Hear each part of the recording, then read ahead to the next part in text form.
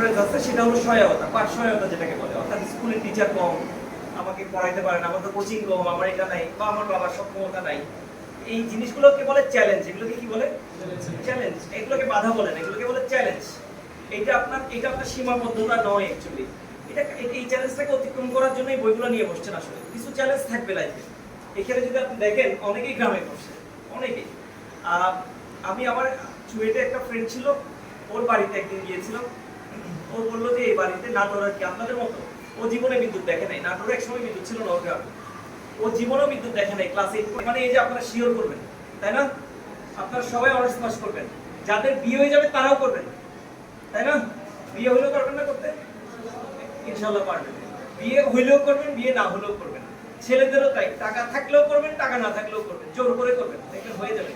জোর করে মোবাইল ব্যবহার করে ফেলতেছেন, কিন্তু জোর করে পড়াশোনা হবে না, এটা হইতে পারে না।